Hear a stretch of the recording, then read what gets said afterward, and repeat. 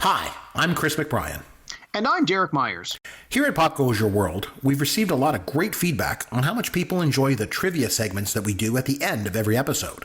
So we've decided to go back and put together compilations of the Fun with Yancey and Fun with Caveman segments we've done over the years as a set of bonus episodes. We hope you enjoy the fun. Episode 136, Hot Tub Time Machine Movie Review. Fun with Caveman.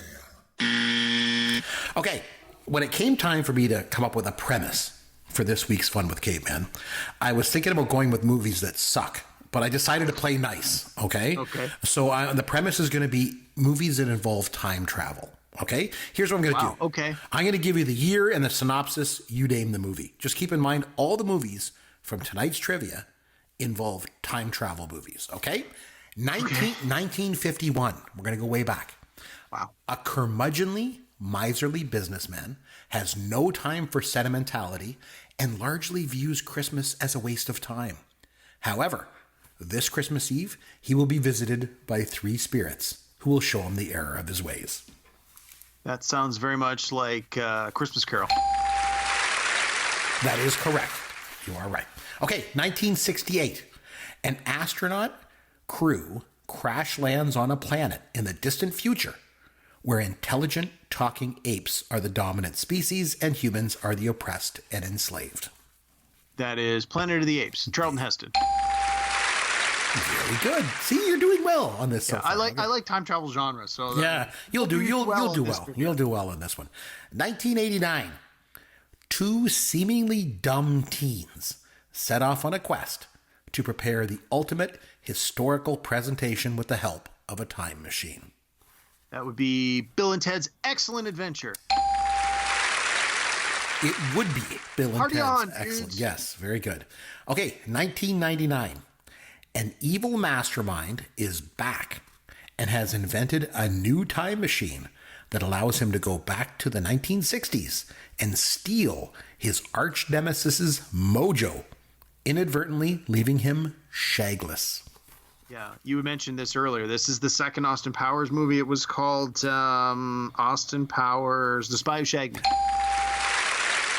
Correct. It is, yes. I mentioned Goldmember, I think, earlier, but this is The Spy Who Shagged Me. You got it right. Okay, 1960. Based on the novel by H.G. Wells, in this film, a man's vision for a utopian society is disillusioned when traveling forward into time reveals a dark and dangerous society. Is this H.G. Wells' Time Machine? It is The Time Machine. Congratulations. Okay, 1994.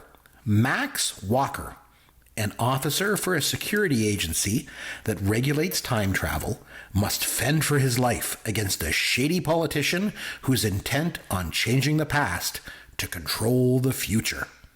I've never seen it, but I'm pretty sure this is Time Cop. Jean-Claude Van Damme, you got it right. Okay, 1986. A woman faints at a high school reunion. When she wakes up, she finds herself in her own past just before she finished high school. Again, another one I've never seen, but I think this one was called Peggy Sue Got Married. It is correct. Very good. Oh, you're just doing so well on this genre, aren't you? All right, 2004.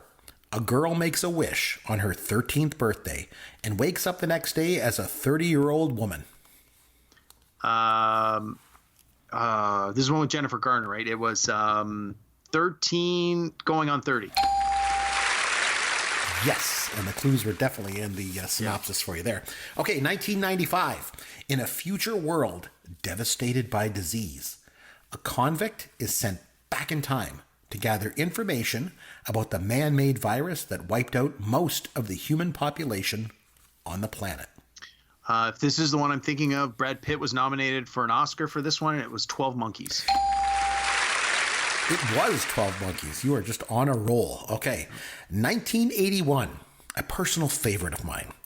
A young boy accidentally joins a band of time-traveling dwarfs as they jump from era to era looking for treasure to steal. This was Terry Gilliam, right? Time Bandits? Yes, it was. Very good. Okay, 2004. Evan Treborn suffers blackouts during significant events of his life. As he grows up, he finds a way to remember those lost memories and a supernatural way to alter his life by reading his journal. Wow. Who was that? I'm just grasping at straws here. Was that the butterfly effect? It was the butterfly effect. Oh, yeah. Good job. Nicely done. Okay, 1985, another movie I liked. A high school student and his friend find a strange, orb-like piece of equipment to use as a science project, but must stop it when it begins to threaten mankind. Wow. This was a time travel movie. Mm-hmm. Was it? Oh man, from 85? You said 1985. Wow, that does not even sound familiar. I'm gonna take a total guess here. Was it The Navigator? It was not. It was My Science Project. Never heard of it. Oh, it's a good movie. Oh, I like that movie a lot. Okay, 1986.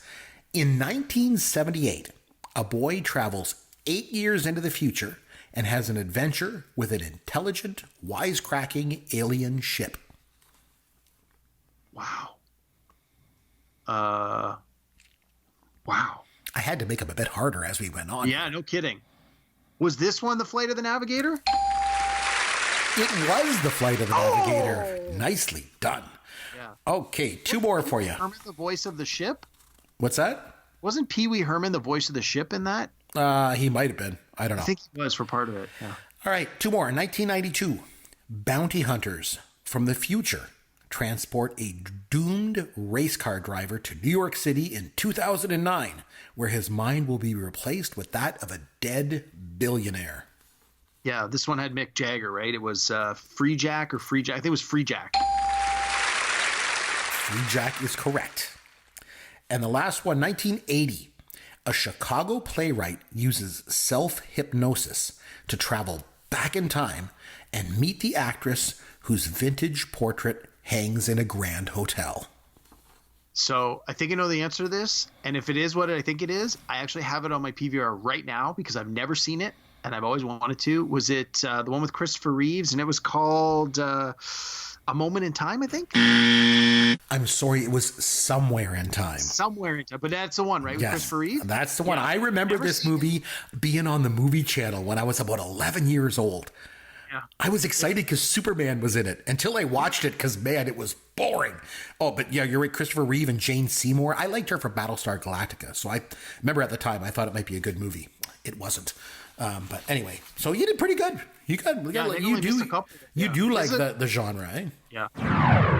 Episode 137, Michael Jackson songs. Fun with Caveman. Okay, so you mentioned earlier how Michael Jackson kind of ascended to the level of the Beatles, you know, in terms of his accomplishments in the music industry. Because I think when you think of musical greatness, it's Michael Jackson, the Beatles, or someone else, right? So we're going to play a game tonight called Michael Jackson, the Beatles, or someone else. I'm going to give you a fact, and all you have to do is tell me if it has to do with Michael Jackson, or the Beatles, or someone else. Okay? So you got it? Okay. So what is the single that spent the most weeks at number one on the Billboard chart? Was it Michael Jackson, the Beatles, or someone else? I think it was someone else. Bonus points if you can tell me who spent more weeks at number one. Is it White Christmas by Bing Crosby? No, I'm sorry. It was actually Lil Nas featuring Billy Ray Cyrus with Old Town Road. From last year, really? Yeah, 19 weeks. What the hell is music coming to these days? Gosh, I tell you. All right. Who had the most number one singles of all time? Michael Jackson, the Beatles, or someone else? Michael Jackson. No, I'm sorry. It was the Beatles with 20. What's the Beatles? The Beatles with 20. Oh, because as we said, like Thriller never reached number one and Man in the Mirror never reached number one. All right. Most number one singles in a calendar year. Was it Michael Jackson, the Beatles, or someone else? trying to think of that stat I threw it earlier where it was I think it was 7 top 10 singles. I don't think it was 7 number ones in a calendar year. Yeah, most number one singles in a calendar We talked year. about Michael Jackson's consistency. I'm going to say Michael Jackson. It was the Beatles with 6 in 1964. They had I Want to Hold Your Hand, She Loves You, Can't Buy Me Love, Love Me Do, Hard Day's Night, and I Feel Fine. All number one in 1964. I never heard any of those songs. Yeah, who knows? Okay, which artist has had the most singles that made the top 10? Was it Michael Jackson, the Beatles, or someone else? That's got to be Michael Jackson. I'm sorry, it was Madonna. Oh, we already mentioned Madonna. 38 songs of hers have made the top 10. Crazy. Wow. Okay. 13 times in history, Derek, a musical artist or a group has had consecutive number one singles. So in other words, they had the number one single on the Billboard chart only to be replaced by another one of their own songs, rather than someone else to be number one. However, I just read about this somewhere. Yeah. Okay. Only once in history has a musical artist ever had 3 consecutive number one singles, one right after the other. Michael Jackson, the Beatles, or someone else. No, this sounds very familiar. Like I read a lot of websites where they're like useless trivia fact of the day. And I think this came up sometime in the last year. And I remember, I want to say it was Madonna as well. So I'm going to say it was someone else. It was the Beatles. Oh, for frig's sake. I Want to Hold Your Hand, She Loves You, and Can't Buy Me Love. From March to April 1964. Okay. Only once in history has an artist or a group held the top 5 songs all at the same time. Was it Michael Jackson, the Beatles, or someone else? Okay, there's no way that was Michael Jackson. The singles weren't released close enough together for them to be that popular for that long. So I'm going to stick with the popular answer here, and I'm going to go with the Beatles. But it's probably Elvis, but I'm going to go with the Beatles. You are correct. On April the 4th, 1964, the Beatles had the top 5 songs. Can't Buy Me Love, Twist and Shout, She Loves You, I Want to Hold Your Hand, and Please Please Me. Crazy. Jeez. Crazy. Now, hey, in all fairness, Yep. when the Beatles were around, there were a lot fewer musical artists.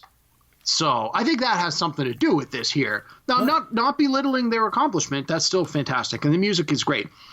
But when you have less variety, of course, there's a greater likelihood you're going to have more songs on the charts at one time. So I'm just throwing that out there. You got it right. It's all good.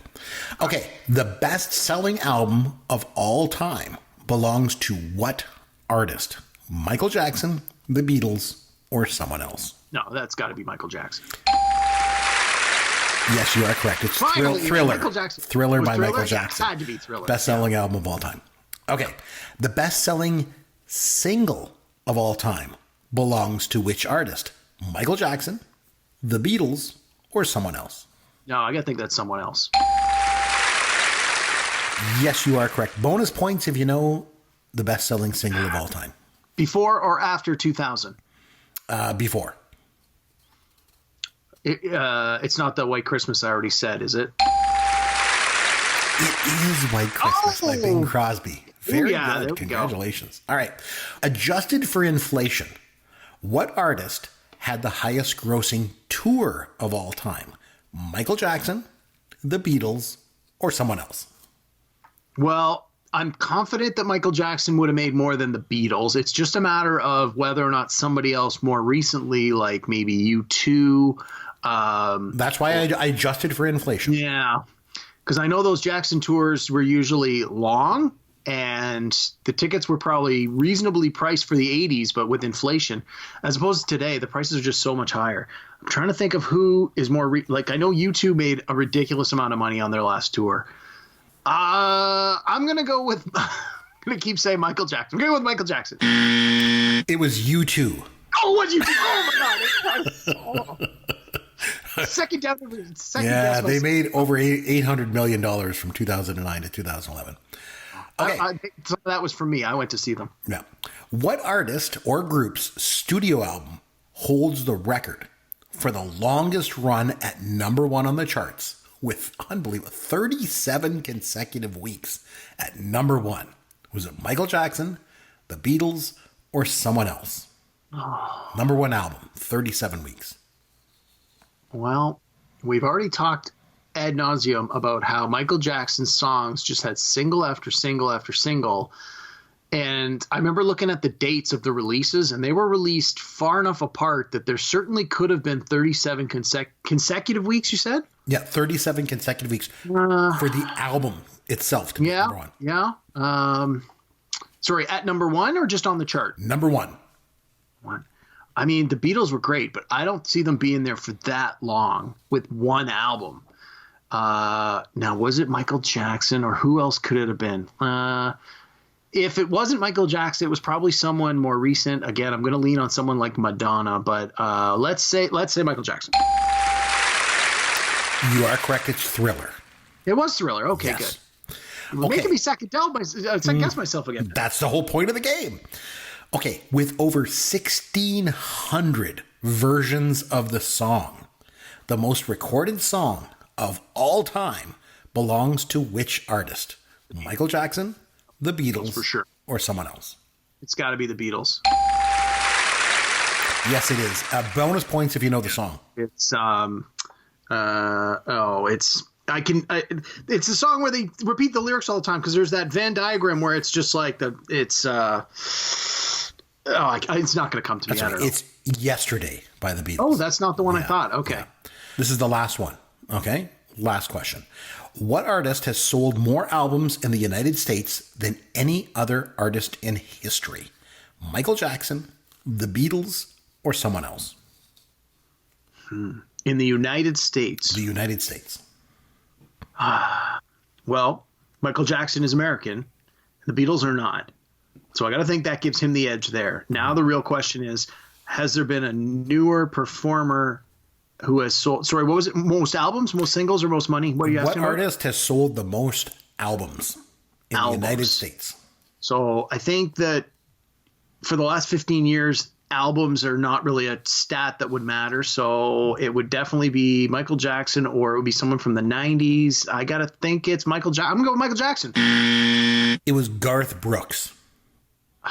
Garth Brooks. But he's American, right? Yeah, he's American. Yeah, there we go. States. My logic was correct. Yeah, they like that kind of music down there. Go figure.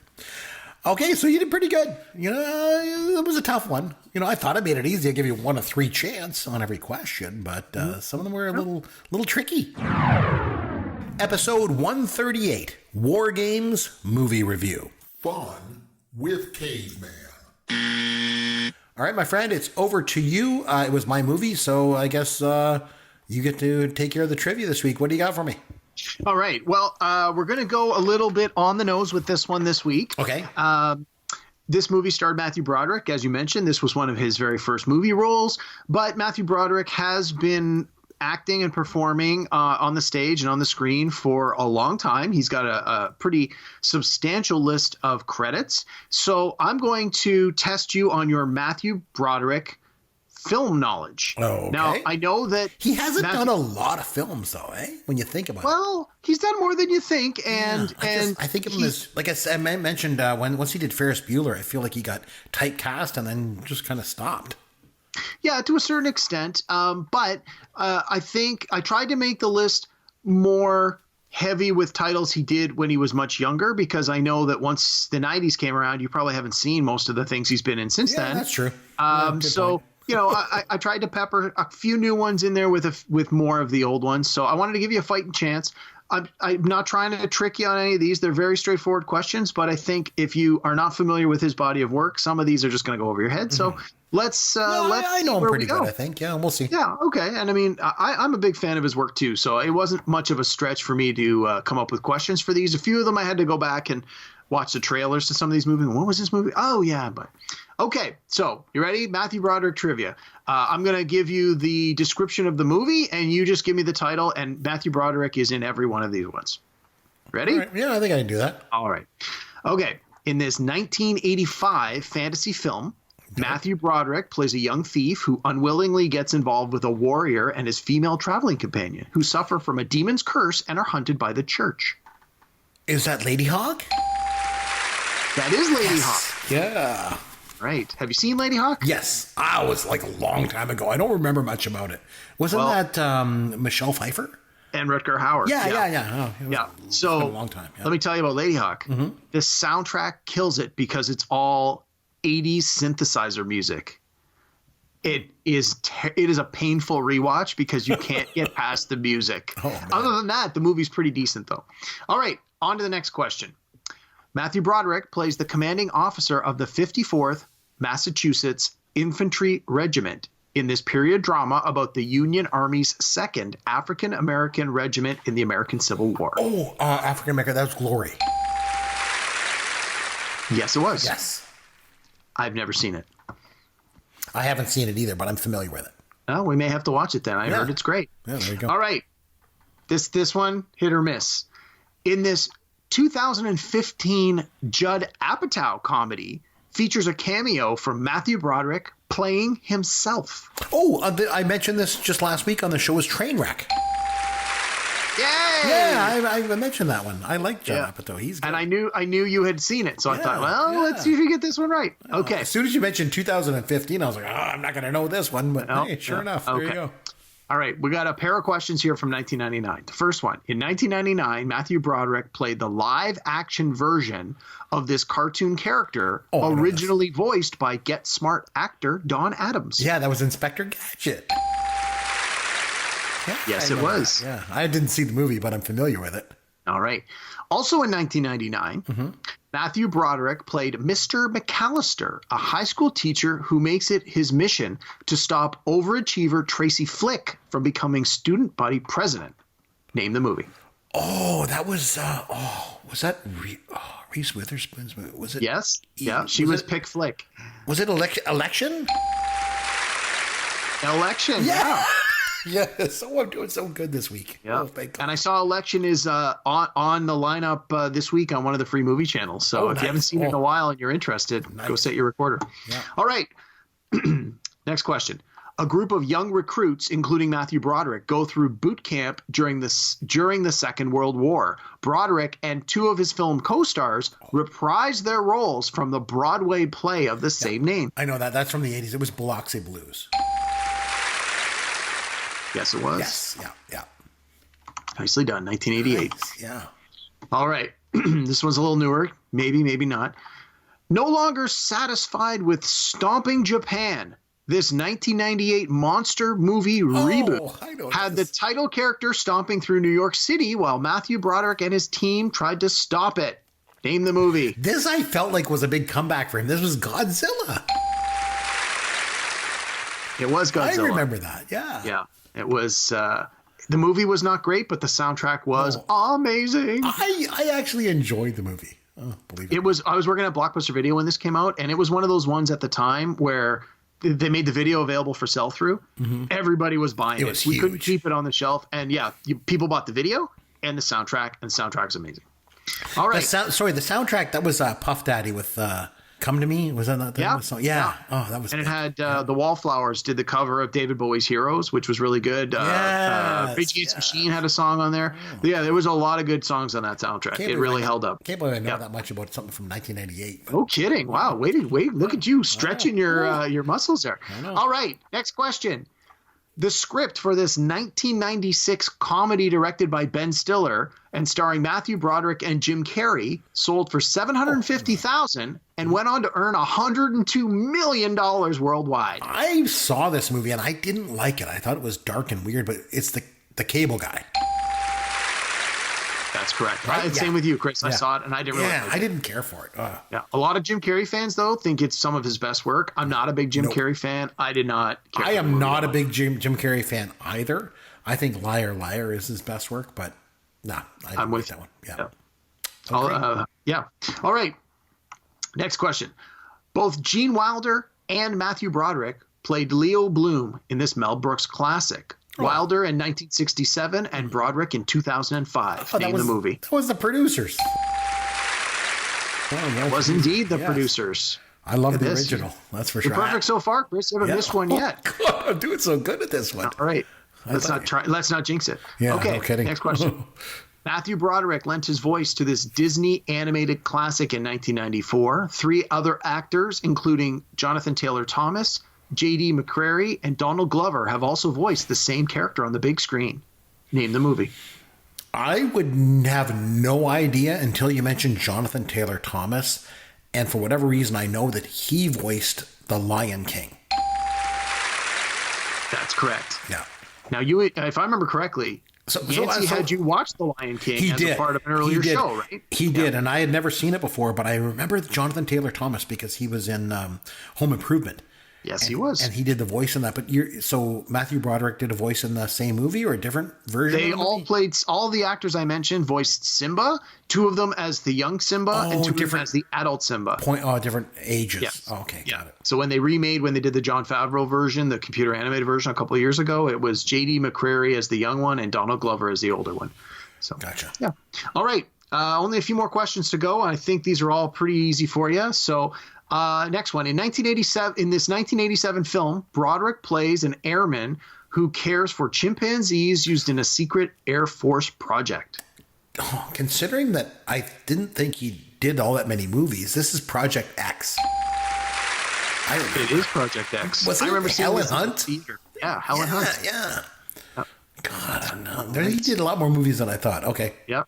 All right. In this 1990 comedy, Matthew Broderick is welcomed into a crime family run by Marlon Brando, who plays a parody of his most famous role. Oh God, I remember the movie poster was Marlon Brando grabbing his face. Yep, that's the one. What was it called? I can't remember the name of it for the life of me. I don't know. I knew I'd get you on one of those. I don't remember. It's called The Freshman. Oh, The Freshman. I never saw it, but I remember. I never saw it either. Brando. It looked like Brando was like the Godfather in the picture, and he was like grabbing his face. Yeah. Oh, I never saw it though. Oh, geez. All right.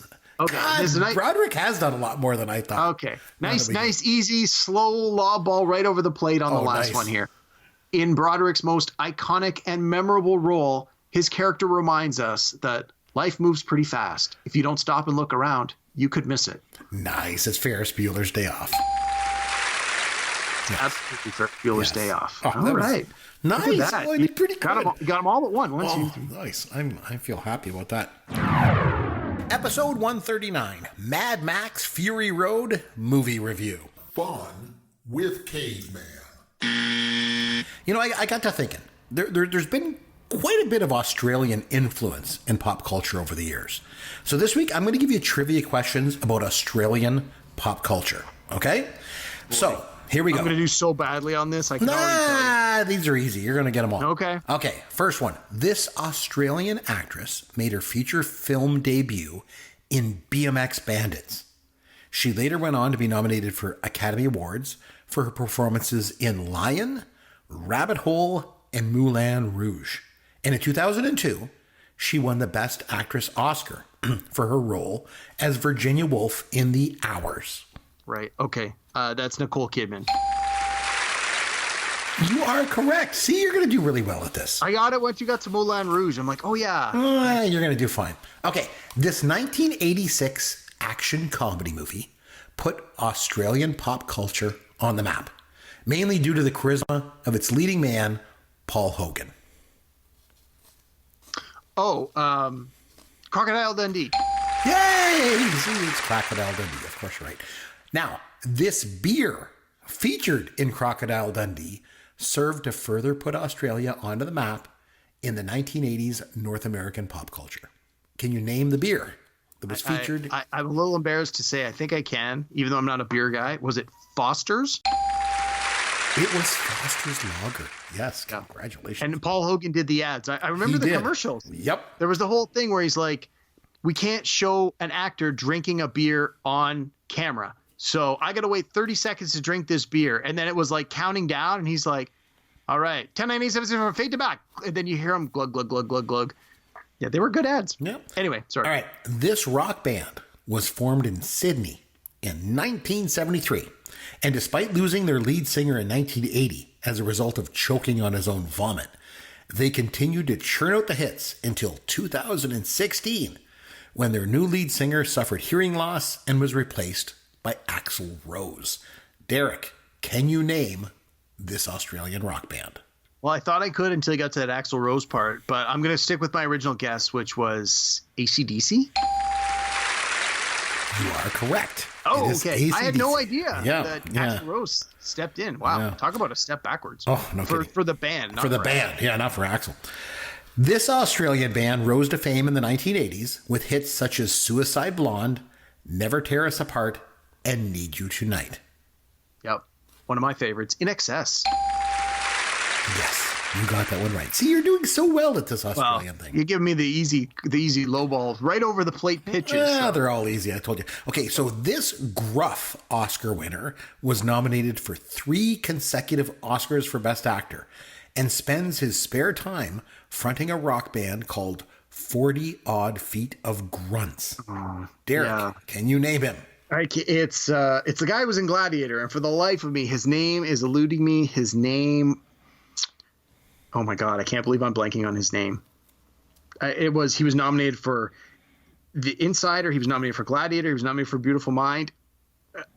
I'm blank. I can't remember his name. I don't know.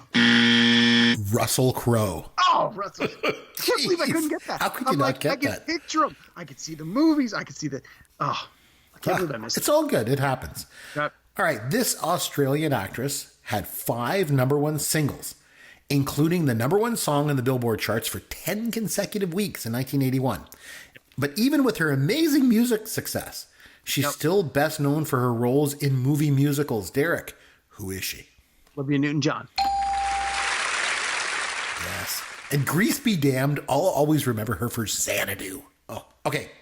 This Australian TV star died in 2006 while filming an episode of his show on the Great Barrier Reef. His daughter Bindi has continued in her father's footsteps as a TV personality, even winning season 21 of Dancing with the Stars. Derek, can you name this Australian TV personality? I'm not sure if it was a crocodile hunter, right? But you want his real name. His name was Steve Irwin. That is correct. Oh, yes. Okay. This Australian supermodel, nicknamed The Body, graced the cover of Sports Illustrated's swimsuit issue a record 5 times and was also known for her recurring role on the iconic TV series Friends. Can you name her? No, I have no idea who that is. It's Elle Macpherson. You don't know Elle Macpherson? No. I mean, once you said her name, I know who she is. Yeah. But I didn't know that was her The Body? history. Oh, jeepers creepers. All right. This singer is the highest selling Australian artist of all time. Her early success involved a role on the Aussie TV series Neighbours and a cover of the Little Eva song Locomotion. Yeah. However, it wasn't until she reinvented herself as a sex symbol with her single Can't Get You Out of My Head. Out of my head. Yeah, in 2001 that she became a superstar in the US. You got her? Yeah, it's Kylie Minogue. You are correct. Yes, it was Kylie Minogue. All right. This drag character was created and performed by Australian comedian Barry Humphries.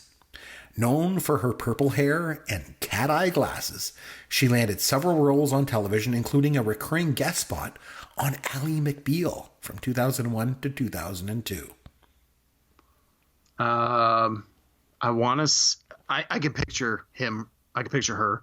I want to say Edna, something Edna. Lady Edna? Is that close?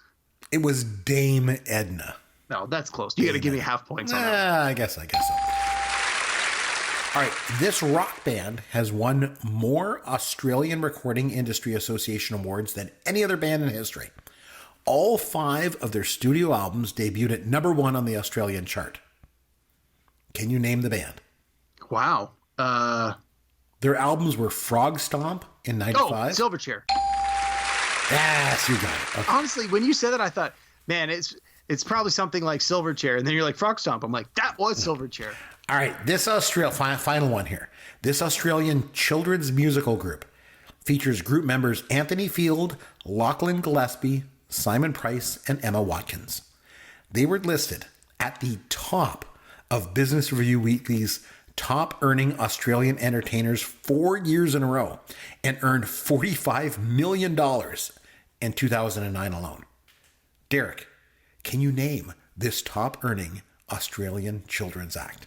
No, I don't have any children. That doesn't ring any bells whatsoever. Who was it? I have no idea. Yeah, you don't have kids. You don't know. None. The Wiggles.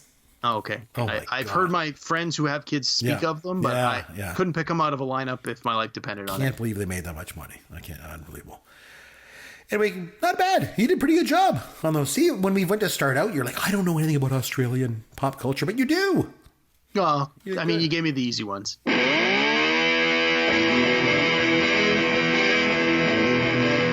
Thanks for listening to Pop Goes Your World. You can contact Chris and Derek at popgoesyourworld.com. Please take a minute and review the podcast on iTunes or wherever you download and listen to the show.